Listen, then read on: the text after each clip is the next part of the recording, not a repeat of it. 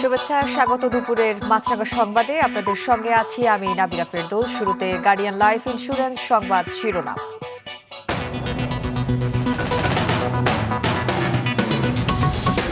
ডাকসু নির্বাচনে প্রচারের বাকি আর একদিন, ছুটির দিনেও প্রার্থীদের পদচারণায় মুখর আবাসিক হলগুলো। সে সময়ে দিচ্ছেন নানা প্রতিশ্রুতি। রাজবাড়ীতে মাজারের সহিংসতা ও পুলিশের গাড়িতে হামলার ঘটনায় ৩,৫০০ জনকে আসামি করে মামলা, এলাকায় নিরাপত্তা জোরদার। যথাযোগ্য মর্যাদায় উদযাপিত হচ্ছে পবিত্র ঈদে মিলাদুন্নবী। রাজধানী সহ বিভিন্ন স্থানে জশ্নে জুলুসে লাখো মানুষ। চট্টগ্রামে পদদলিত হয়ে একজনের মৃত্যু। শুনছিলেন শিরোনাম, এবার বিস্তারিত। মতোই কোয়ালিটিতে কোনো ছাড় দেয় না। 7টি দেশের সেরা খামার থেকে আসে ম্যাগি নুডলসের ময়দা। মা হিসেবে এটাই আমার জন্য গিফট। ঢাকা বিশ্ববিদ্যালয় কেন্দ্রীয় ছাত্র সংসদ ডাকসু ও হল সংসদ নির্বাচন যতই ঘনিয়ে আসছে ততই জমে উঠছে প্রচার। আজ ছুটির দিন হলেও প্রার্থীদের প্রচার ছিল চোখে পড়ার মতো। বিশেষ করে প্রার্থীদের পদচারণায় মুখর ছিল আবাসিক হলগুলো। সকাল থেকে ক্যাম্পাসের শিক্ষার্থীদের আনাগোনা কম, তাই প্রার্থীরা বিভিন্ন হলে ও ক্যাম্পাসে ঘুরে লিফলেট বিতরণ করছেন। শেষ মুহূর্তে কেউ জানাচ্ছেন ইশতেহার, কেউ আবার আচরণবিধি লঙ্ঘন নিয়ে অভিযোগ করছেন। তবে ভোটাররা ডাকসু নির্বাচন নিয়ে বেশ উচ্ছ্বসিত। সকালে প্রচারে অংশ নিয়ে সাংবাদিকদের সঙ্গে আলাপকালে ছাত্রদলের ভিপি প্রার্থী আবিদুল ইসলাম খান জানান, তিনি নির্বাচনে জিতলে নারীদের হয়রানি রোধে ডাকসুর বিশেষ সেল গঠন করবেন। এই বিশ্ববিদ্যালয়ের ক্যাম্পাসকে একটি অন্তর্ভুক্তিমূলক, বৈষম্যহীন এবং সম্প্রীতিমূলক ক্যাম্পাসে আমরা রূপান্তরিত করতে চাই। ঢাকা বিশ্ববিদ্যালয় থেকে সূচনা হতে যাচ্ছে গণতন্ত্র এবং ভোটাধিকারের। আমরা সেই 9 সেপ্টেম্বর ঢাকা বিশ্ববিদ্যালয়ের শিক্ষার্থীদের ভোটাধিকারের উপর আমরা আস্থা রাখছি। দর্শক, ডাকসু ও হল সংসদ নির্বাচনের সবশেষ অবস্থা জানাতে ঢাকা বিশ্ববিদ্যালয় থেকে সরাসরি যোগ দিচ্ছেন আমাদের স্টাফ রিপোর্টার ফাহিয়ান হামিম। হামিম, নির্বাচনের পরিবেশ কেমন দেখছেন?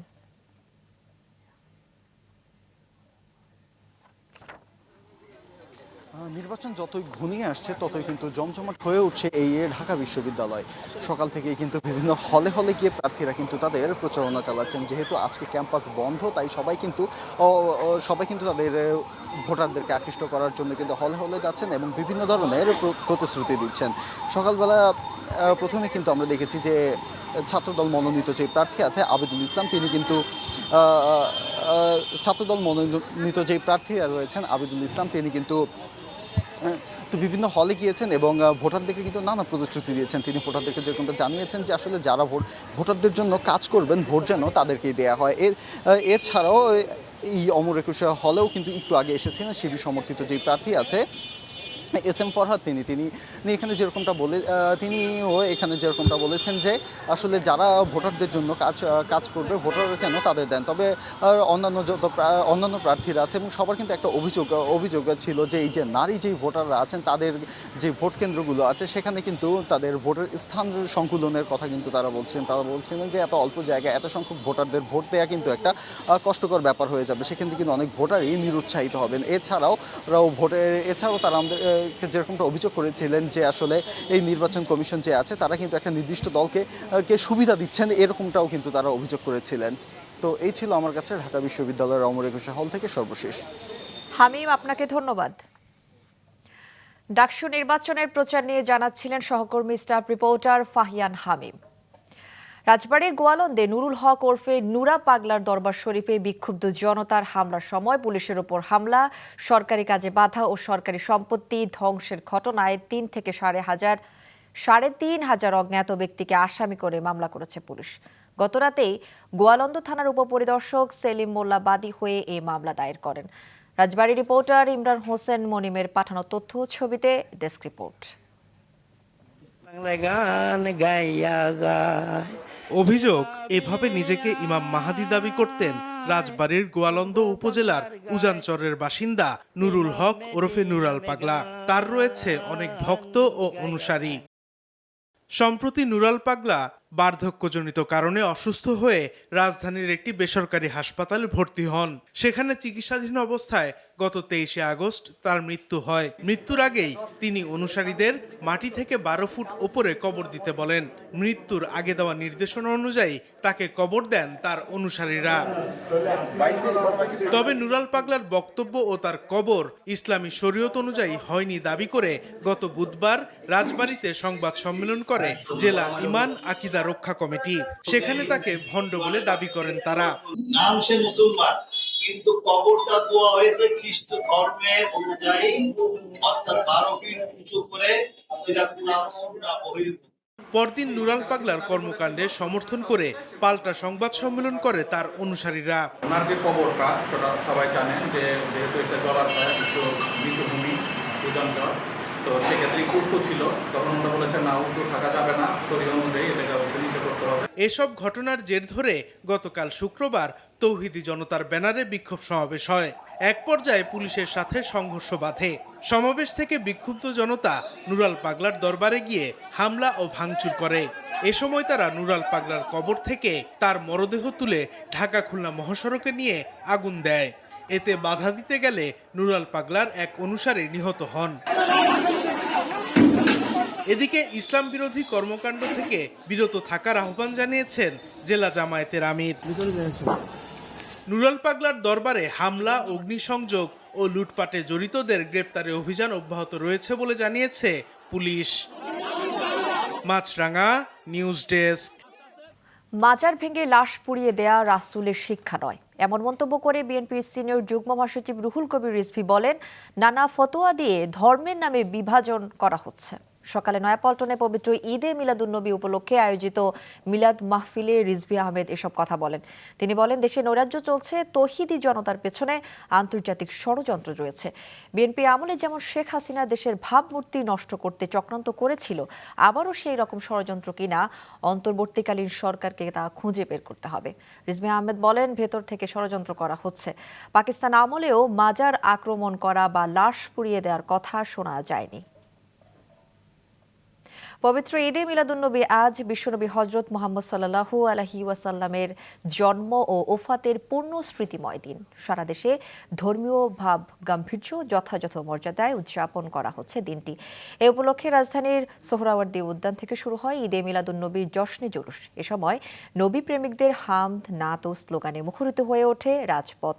দেশের বিভিন্ন এলাকা থেকে আগত অংশগ্রহণকারীদের হাতে কালেমা, জাতীয় পতাকা, প্যালেস্টাইনি নির্যাতিত মুসলমানদের সমর্থনে সে দেশের পতাকা, নানা ধরনের বাণী ও স্লোগান লেখা ব্যানার ও ফেস্টুন দেখা যায়।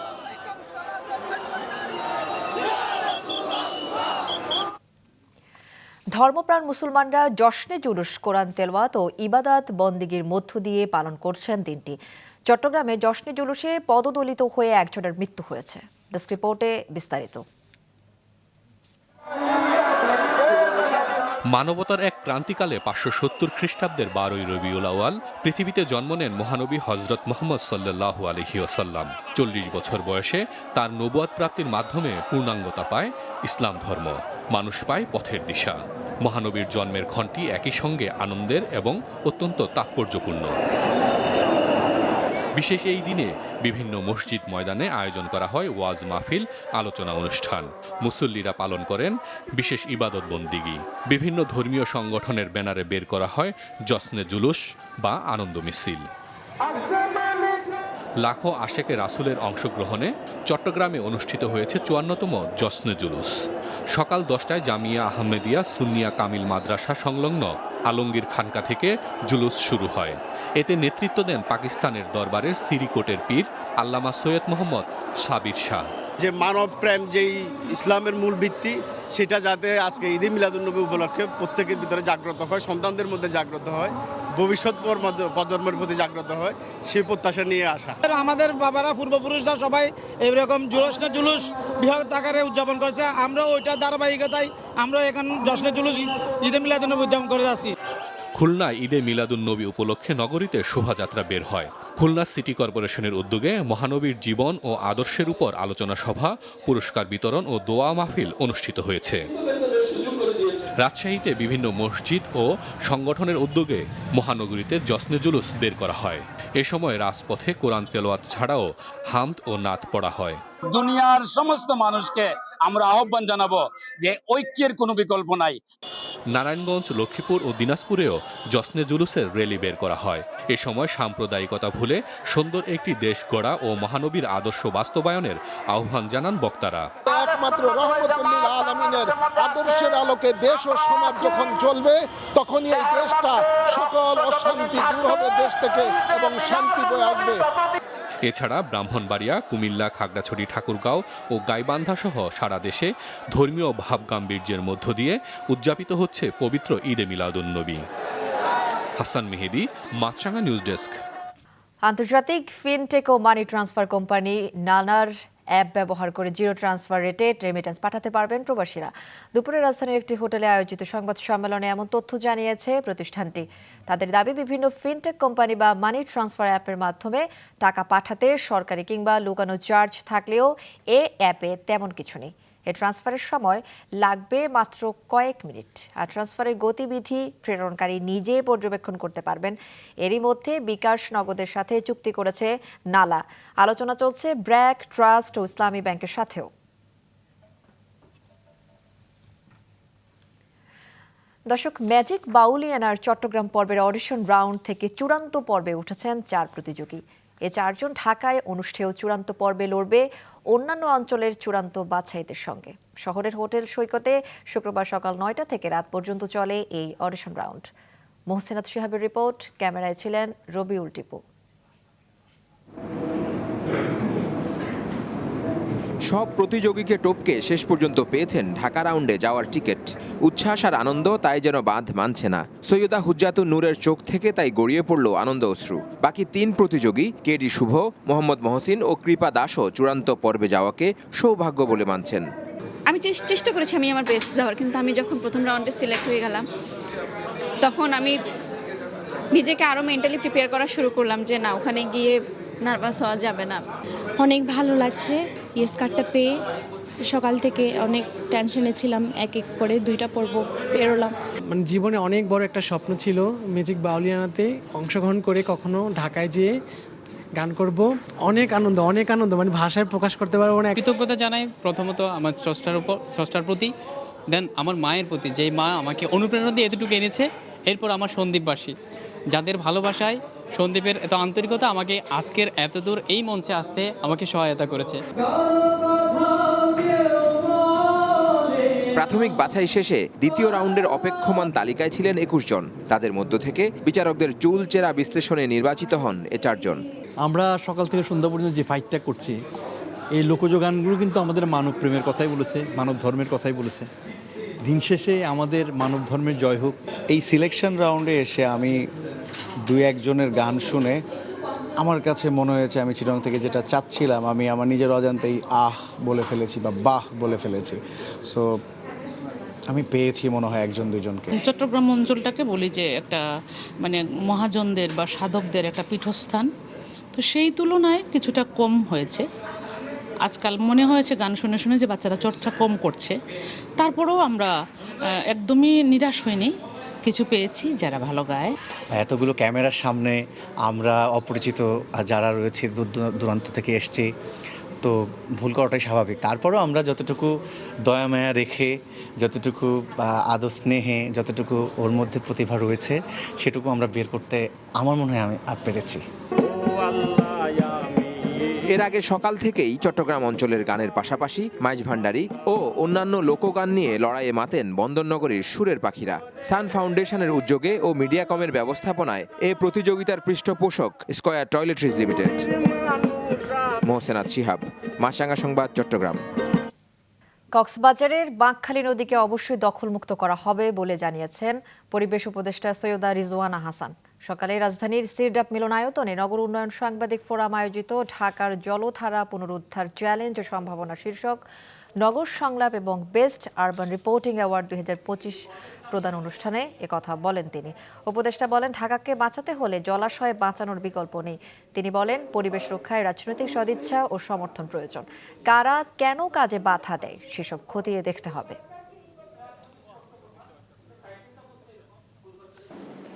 এই উচ্ছেদের পরিকল্পনা ছিল 5 দিনের, 3 দিন কিন্তু উচ্ছেদ করা গেছে। প্রচণ্ড বিরোধিতা, প্রচণ্ড বাধার মুখে করা গেছে। মাঝখানে একদিন আর গতকাল উচ্ছেদটা করা গেল না। তার অর্থ এই না যে উচ্ছেদ থেমে গেছে, উচ্ছেদ হবে। বাঁকখালী নদীকে আমরা অবশ্যই দখলমুক্ত করব। মুন্সিগঞ্জ সদর উপজেলার মোল্লাকান্দি ইউনিয়নের মুন্সিকান্দি এলাকায় বিএনপির 2 গ্রুপের সংঘর্ষে অন্তত 8 জন গুলিবিদ্ধ হয়েছেন। গতরাত 8টার দিকে আনন্দপুর এলাকার বিএনপি সমর্থক ওয়াহিদ মোল্লা ও একই এলাকার বিএনপি সমর্থক উজির আলীর লোকজনের মধ্যে এ সংঘর্ষ হয়। মুন্সিগঞ্জ জেনারেল হাসপাতালের চিকিৎসক মাসুদ পারভেজ জানান, গুলিবিদ্ধ অবস্থায় 8 জনকে হাসপাতালে চিকিৎসা দেওয়া হয়েছে। তাদের সবার বাড়ি মোল্লাকান্দি ইউনিয়নের মুন্সিকান্দি এলাকায়। এর মধ্যে গুরুতর আহত 2 জনকে ঢাকা মেডিকেল কলেজ হাসপাতালে পাঠানো হয়। লক্ষ্মীপুরে নিয়ন্ত্রণ হারিয়ে একটি যাত্রীবাহী বাস খালে পড়ে 3 জনের মৃত্যু হয়েছে। সকালে চন্দ্রগঞ্জ কফিল উদ্দিন ডিগ্রি কলেজ সংলগ্ন সড়কের পাশে এই দুর্ঘটনা ঘটে। বাসটিতে 22 জন যাত্রী ছিলেন। এ ঘটনায় পুলিশ সহ স্থানীয়রা 3 জনকে অচেতন অবস্থায় ও 14 জনকে জীবিত উদ্ধার করেছে। পুলিশ ও প্রত্যক্ষদর্শীরা জানান, সকাল 8টার দিকে চন্দ্রগঞ্জ থেকে লক্ষ্মীপুর শহরের দিকে যাওয়ার পথে নিয়ন্ত্রণ হারিয়ে বাসটি খালে পড়ে যায়। দুর্ঘটনার 1 ঘন্টা পরও বাস উদ্ধার সম্ভব হয়নি। এদিকে গেল রাতে গাজীপুর 3 সড়ক এলাকায় পুলিশ লাইন্সের সামনে রাস্তা পারাপারের সময় বাস চাপায় ডিবি পুলিশের এক ওসির মৃত্যু হয়েছে। এ ঘটনায় তার স্ত্রী গুরুতর আহত হয়েছেন। অন্যদিকে গতকাল সন্ধ্যায় টাঙ্গাইল আরিচা আঞ্চলিক মহাসড়কের ঘিওরে মোটরসাইকেল দুর্ঘটনায় 2 জন নিহত ও 1 জন আহত হয়েছেন। এবার আন্তর্জাতিক।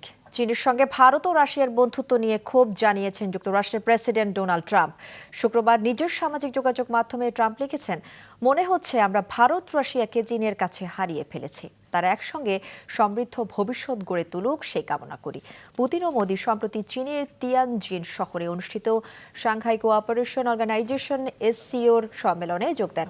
ট্রাম্প তার পোস্টে এসসিও সম্মেলনে একসঙ্গে থাকা শি জিনপিং, পুতিন ও মোদির একটি ছবিও যুক্ত করেন। ভারতের পররাষ্ট্র মন্ত্রণালয়ের মুখপাত্রকে এ বিষয়ে প্রশ্ন করা হলে তিনি কোনো মন্তব্য করতে রাজি হননি। বেইজিং ও মস্কোর পক্ষ থেকেও তাৎক্ষণিক প্রতিক্রিয়া পাওয়া যায়নি। দুপুরের সংবাদ শেষ করছি, যাবার আগে গার্ডিয়ান লাইফ ইন্স্যুরেন্স সংবাদ শিরোনামগুলো আরও একবার।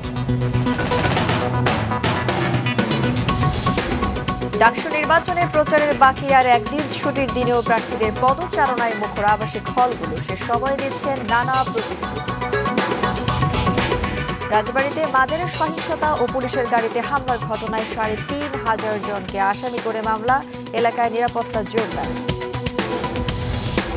এবং যথাযোগ্য মর্যাদায় উদযাপিত হচ্ছে পবিত্র ঈদে মিলাদুন্নবী। রাজধানী সহ বিভিন্ন স্থানে জশ্নে জুলুসে লাখো মানুষ। চট্টগ্রামে পদদলিত হয়ে 2 জনের মৃত্যু। দর্শক, এই ছিল এখনকার মতো। ফেসবুকে আপডেট পেতে ভিজিট করুন মাছরাঙা টেলিভিশনের পেজে। ইউটিউব চ্যানেলেও দেখতে পারেন আমাদের সংবাদ, প্রতিবেদন ও অনুষ্ঠান। আমাদের পরবর্তী সংবাদ বিকেল 5টায় দেখার আমন্ত্রণ রইল।